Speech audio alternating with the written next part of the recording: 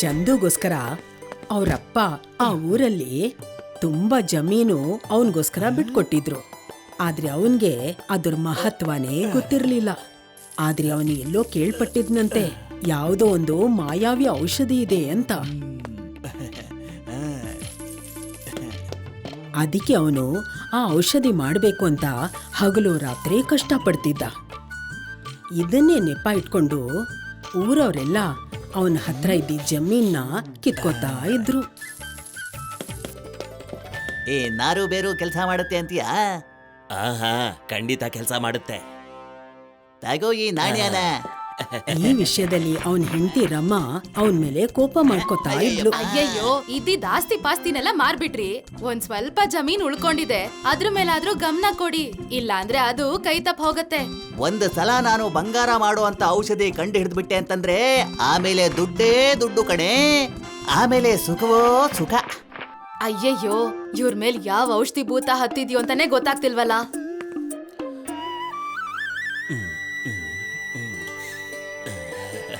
ಭಿಕ್ಷಾಂ ದೇಹಿ, ಭಿಕ್ಷಾಂ ದೇಹಿ. ನಮಸ್ಕಾರ ಗುರುಗಳೇ. ಬನ್ನಿ ಗುರುಗಳೇ, ಬನ್ನಿ ಕುತ್ಕೊಳ್ಳಿ.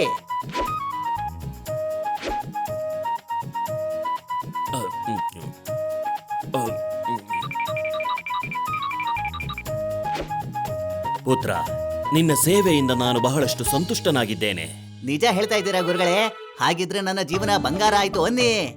ಹಾಗಿದ್ರೆ ನೀವು ಹೋಗೋ ಮುಂಚೆ ಒಂದೇ ಒಂದು ಮಾತು ಹೇಳಿ. ನಾನೊಂದು ಮಾಯಾ ಔಷಧಿ ಬಗ್ಗೆ ಕೇಳಿದ್ದೀನಿ, ಅದು ಎಲ್ಲಾ ಪದಾರ್ಥಗಳನ್ನ ಬಂಗಾರ ಮಾಡಿಬಿಡುತ್ತಂತೆ. ಇದು ಸತ್ಯನಾ ಗುರುಗಳೇ? ಖಂಡಿತ ಇದು ಸತ್ಯಾನೇ. ನಾನು ಯಾವಾಗ ಹಿಮಾಲಯಕ್ಕೆ ಹೋಗಿ ತಪಸ್ ಮಾಡ್ತಾ ಇದ್ನೋ ಆಗ ಮಾಯಾವಿ ಔಷಧಿಯನ್ನ ಹೇಗೆ ತಯಾರು ಮಾಡಬೇಕು ಅನ್ನೋ ವಿದ್ಯೆ ಕೂಡ ತಿಳ್ಕೊಂಡಿದ್ದೆ. ಏನೋ ಸಿಕ್ಬಿಡ್ತು ಸಿಕ್ಬಿಡ್ತು. ನನಗೆ ಗೊತ್ತಿತ್ತು ಗುರುಗಳೇ, ನೀವು ಆದಷ್ಟು ಬೇಗ ನನಗೆ ಔಷಧಿ ಮಾಡುವಂತ ವಿದ್ಯೆ ಹೇಳ್ಕೊಟ್ಬಿಡಿ ಗುರುಗಳೇ. ಅದಕ್ಕೋಸ್ಕರ ತುಂಬಾ ಶ್ರಮ ಪಡ್ಬೇಕಾಗತ್ತೆ. ಅಯ್ಯೋ, ಎಷ್ಟು ವರ್ಷಗಳಿಂದ ನಾನು ಶ್ರಮ ಪಡ್ತಾನೆ ಇದ್ದೀನಿ ಗುರುಗಳೇ. ಅದನ್ನ ಹೇಗೆ ಮಾಡ್ಬೇಕು ಅಂತ ಹೇಳ್ಬಿಡಿ, ಮಿಕ್ಕಿದ್ ನಾನ್ ನೋಡ್ಕೋತೀನಿ. ನನ್ನ ಮಾತನ್ನ ಗಮನ ಇಟ್ ಕೇಳು. ನೀನು ಒಂದು ಬಾಳೆಹಣ್ಣಿನ ಗಿಡವನ್ನ ನೆಡ್ಬೇಕಾಗತ್ತೆ. ಅದಕ್ಕೆ ಪ್ರತಿದಿನ ನೀರ್ ಹಾಕ್ಬೇಕಾಗತ್ತೆ. ಅಷ್ಟೇನಾ? ಅಯ್ಯೋ, ಇದಂತೂ ಬಹಳ ಸುಲಭದ ಕೆಲಸ ನೋಡಿ. ಮೊದ್ಲು ನನ್ನ ಪೂರ್ತಿ ಮಾತನ್ನ ಕೇಳು. ಯಾವಾಗ ಅದು ದೊಡ್ಡದಾಗಿ ಬೆಳೆಯುತ್ತೋ ಆಗ ಚಳಿಗಾಲದಲ್ಲಿ ಅದ್ರ ಎಲೆ ಮೇಲೆ ದಟ್ಟವಾದ ಮಂಜು ಕೂತ್ಕೊಳ್ಳುತ್ತೆ. ಆಗ ನೀನು ಆ ಮಂಜನ್ನ ಈ ಸೀಸೆಯೊಳಗಡೆ ಮರೆಯದೆ ತುಂಬ್ಕೋಬೇಕು. ಶೀಶೆನಲ್ಲಿ ಮಂಜು? ಅದನ್ನು ಮರದಿಂದ ತಗೋಬೇಕಾ? ಅಯ್ಯೋ ಗುರುಗಳೇ, ಯಾವ್ದಾದ್ರೂ ಸುಲಭವಾದ ದಾರಿ ಹೇಳಿ. ಸುಲಭವಾದ ದಾರಿನ? ಹಾಗಿದ್ರೆ ಇದು ನಿನ್ನಿಂದ ಸಾಧ್ಯನೇ ಇಲ್ಲ ಬಿಡು. ಅಯ್ಯೋ ನಿಂತ್ಕೊಳ್ಳಿ ಗುರುಗಳೇ, ನಿಂತ್ಕೊಳ್ಳಿ. ನೀವು ನನಗೆ ಉಪಾಯ ಹೇಳಿ ಸಾಕು. ಅದನ್ ಮಾಡೋದಕ್ಕೆ ನಾನು ನನ್ನ ಜೀವನನೇ ಪಣಕ್ಕಿಟ್ಟು ಬಿಡ್ತೀನಿ. ಹಾಗಾದ್ರೆ ಕೇಳಿಸ್ಕೊ. ನಿನ್ ಹತ್ರ ಇರೋ ಈ 5 ಶೀಶೆಗಳು ಯಾವಾಗ ಆ ಮಂಜಿನ ಹನಿಗಳಿಂದ ತುಂಬಿಕೊಳ್ಳುತ್ತೋ ಆಗ ನೀನು ಅದನ್ನ ತಗೊಂಡು ನನ್ನ ಹತ್ರ ಬಾ. ಆಗ ನನ್ನ ಮಂತ್ರಶಕ್ತಿಯಿಂದ ಆ ಮಂಜಿನ ಹನಿಯನ್ನ ನಾನು ಮಾಯಾವಿ ಔಷಧಿಯನ್ನಾಗಿ ಬದಲಾಯಿಸ್ತೀನಿ. ಆ ಮಾಯಾವಿ ಔಷಧಿಯನ್ನ ಒಂದು ತೊಟ್ಟು ನೀನ್ ಯಾವ್ದ್ರ ಮೇಲೆ ಹಾಕ್ತೀಯೋ ಅದು ಬಂಗಾರ ಆಗಿ ಬದಲಾಗುತ್ತೆ. ಚಳಿಗಾಲ ಅಂತೂ ವರ್ಷದಲ್ಲಿ ಕೇವಲ ಕೆಲವೇ ತಿಂಗಳುಗಳಿರುತ್ತಲ್ಲ, ಅಂಥದ್ರಲ್ಲಿ 5 ಶೀಶೆಗಳನ್ನ ತುಂಬಿಸೋದಿಕ್ಕೆ ತುಂಬಾ ವರ್ಷಗಳು ಬೇಕಾಗತ್ತೆ. ನನ್ನ ಜೀವನನೇ ಮುಗಿದು ಹೋಗುತ್ತೆ. ಇದು ಆಗೋ ಕೆಲ್ಸನಾ? ಆದ್ರೆ ಇದನ್ ಬಿಟ್ರೆ ಬೇರೆ ದಾರಿ ಇಲ್ಲವೇ? ಚಂದು ಅವನ್ ತೋಟನೆಲ್ಲ ಸ್ವಚ್ಛ ಮಾಡಿ ಅದರಲ್ಲಿ ತುಂಬಾ ಬಾಳೆ ಗಿಡ ನೆಡ್ತಾನೆ.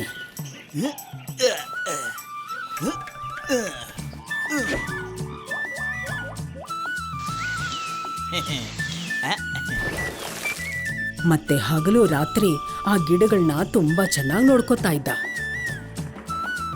ಗಾಳಿ ಮಳೆ ಅದರಿಂದೆಲ್ಲ ಅವುಗಳನ್ನ ಕಾಪಾಡ್ಕೋತಾ ಇದ್ದ. ಕೊನೆಗೆ ಅವನ್ಗೆ ಫಲ ಸಿಕ್ತು. ಮತ್ತೆ ಬಾಳೆ ಗಿಡದಲ್ಲಿ ತುಂಬಾ ಬಾಳೆಹಣ್ಣು ಬಿಡ್ತಿತ್ತು. ಅಯ್ಯಯ್ಯೋ, ನೀವ್ ಪಟ್ಟಿದ್ ಕಷ್ಟದ ಫಲ ನೋಡಿ ಎಷ್ಟೊಂದ್ ಬಂದಿದೆ. ಈಗ ಮನೆಯಲ್ಲಿ ಎಲ್ಲಾ ದಿಕ್ಕಲ್ಲೂ ಬಂಗಾರನೋ ಬಂಗಾರ ಕಣೆ. ಬಂಗಾರನ? ಆದ್ರೆ ಬಾಳೆಹಣ್ಣಿಗೂ ಬಂಗಾರಕ್ಕೂ ಏನ್ ಸಂಬಂಧ ರೀ? ಬಾಳೆಹಣ್ಣ? ಅಯ್ಯೋ ದಡ್ಡಿ, ನಾನು ಬಾಳೆಹಣ್ಣಿನ ಬಗ್ಗೆ ಮಾತಾಡ್ತಾ ಇಲ್ಲ ಕಣೆ. ಅದ್ರ ಎಲೆ ಮೇಲಿರುವಂತ ಮಂಜಿನ ಬಗ್ಗೆ ಮಾತಾಡ್ತಾ ಇದ್ದೀನಿ. ಅದರಿಂದಾನೇ ಅಲ್ಲವೇ ಬಂಗಾರ ಮಾಡುವಂತ ಔಷಧಿ ಮಾಡೋಕಾಗೋದು. ಹಾಗಂತ ಗುರುಗಳು ಹೇಳಿದ್ದಾರೆ ಕಣೆ. ಅಯ್ಯಯ್ಯೋ, ನೀವ್ ಮಾಡಿದ್ದು ಬಾಳೆಹಣ್ಣಿಗೋಸ್ಕರ ಅಲ್ಲ, ಈ ಮಂಜಿಗೋಸ್ಕರನಾ? ಅದ್ ಏನ್ ಮಾಡ್ತಿರೋ ನೀವ್ ಮಾಡ್ಕೊಳ್ಳಿ. ಮೊದ್ಲು ನನ್ಗೆ ಈ ಬಾಳೆಹಣ್ಣೆಲ್ಲ ಕಿತ್ಕೊಡಿ. ನಾನ್ ಇದನ್ನೆಲ್ಲ ತಗೊಂಡ್ ಹೋಗಿ ಸಂತೆಲ್ ಮಾರ್ ಬರ್ತೀನಿ. ಅಯ್ಯಯ್ಯಪ್ಪ, ಅಯ್ಯಯ್ಯೋ ಮಂಜು. ಆ? ಆ? ಆ? ಆ?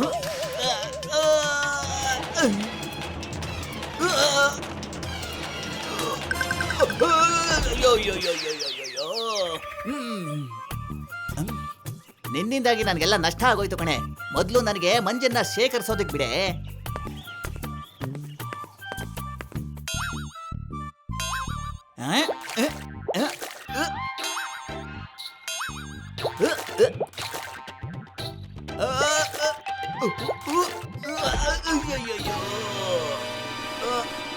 ಬರೀ ಒಂದು ಶೀಶೆನಾ?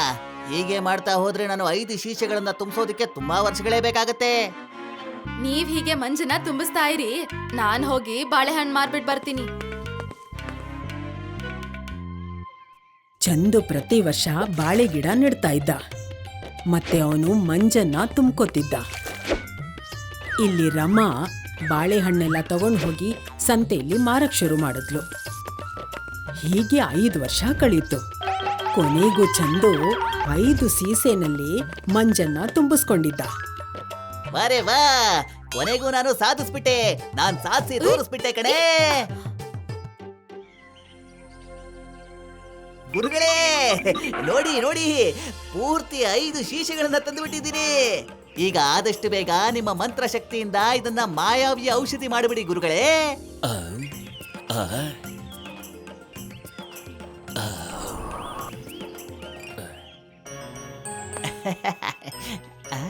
ಈಗ ಆದಷ್ಟು ಬೇಗ ಇದು ಬಂಗಾರದ ತಟ್ಟೆ ಆಗಿ ಬದಲಾಗಬೇಕು.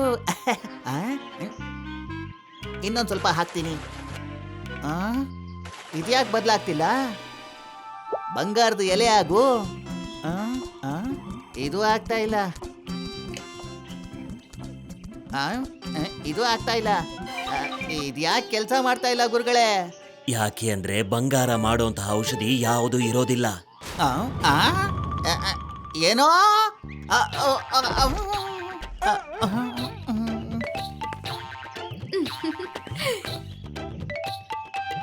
ಇದಂತೂ ಮೋಸ ನೋಡಿ ಗುರುಗಳೇ. ನೀವು ನನ್ನ ಜೀವನದ 5 ವರ್ಷಗಳನ್ನ ಹಾಳು ಮಾಡಿಬಿಟ್ರಲ್ಲ. ಅಯ್ಯೋ ರಾಮ, ನೀನಿಲ್ಲಿ ಮತ್ತಿದೇನೆ? ನೋಡಿ, ಇಷ್ಟೊಂದು ಬಂಗಾರದ ನಾಣ್ಯಗಳ? ನೀನು 5 ವರ್ಷಗಳಿಂದ ಬಹಳ ಶ್ರಮ ಪಟ್ಟು ಕಷ್ಟಪಟ್ಟು ಸಂಪಾದನೆ ಮಾಡ್ದಲ್ಲ, ಅದೇ ನೋಡು ಈ ಬಂಗಾರ. ಅಂದ್ರೆ ಅಂದ್ರೆ ನೀನು ಬಹಳ ಕಷ್ಟಪಟ್ಟು ಒಂದ್ ಕಡೆ ಬಾಳೆಹಣ್ಣುಗಳನ್ನ ಬೆಳಿತಾ ಇದ್ದೆ. ಅದನ್ನ ರಮಾ ತಗೊಂಡು ಹೋಗಿ ಸಂತೆಯಲ್ಲಿ ಮಾರ್ ಬರ್ತಾ ಇದ್ಲು. ಹೀಗೆ ಅವುಗಳನ್ನ ಮಾರಿ ಮಾರಿ ಪೆಟ್ಟಿಗೆ ತುಂಬಾ ಬಂಗಾರದ ನಾಣ್ಯಗಳನ್ನ ಸಂಪಾದನೆ ಮಾಡಿದ್ಲು. ಇದೇ ನೋಡು ಆ ನಿನ್ನ ಬಂಗಾರ. ಇದು ಯಾವುದೇ ಮಾಯಾವಿ ಔಷಧಿಯಿಂದ ಬಂದಿರೋದಲ್ಲ, ಇದು ನಿನ್ನ ಪರಿಶ್ರಮದಿಂದ ಬಂದಿರೋ ನಾಣ್ಯಗಳು.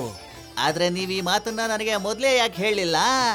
ಯಾಕೆ ಅಂದ್ರೆ ಇದನ್ನ ನಾನು ಮೊದ್ಲೇ ನಿನಗೆ ಹೇಳಿದ್ರೆ ನೀನು ಇದನ್ನ ಮಾಡ್ತಾನೆ ಇರ್ಲಿಲ್ಲ. ಆ ನನ್ನನ್ನ ಕ್ಷಮಿಸ್ಬಿಡಿ ಗುರುಗಳೇ. ನನಗೀಗ ಅರ್ಥ ಆಯ್ತು ನೋಡಿ, ಶ್ರಮಾನೇ ನಿಜವಾದ ಮಾಯಾವಿ ಔಷಧಿ ಅಂತ. ಅದಾದ್ಮೇಲೆ ಚಂದು ತುಂಬಾ ಕಷ್ಟಪಡ್ತಿದ್ದ. ಹಾಗೆ ಅವನು ಯಾರ್ ಏನೇ ಹೇಳಿದ್ರು ಅಷ್ಟು ಸುಲಭವಾಗಿ ನಂಬ್ತಾನೇ ಇರ್ಲಿಲ್ಲ. If you like this video, subscribe to our channel Murthy Media.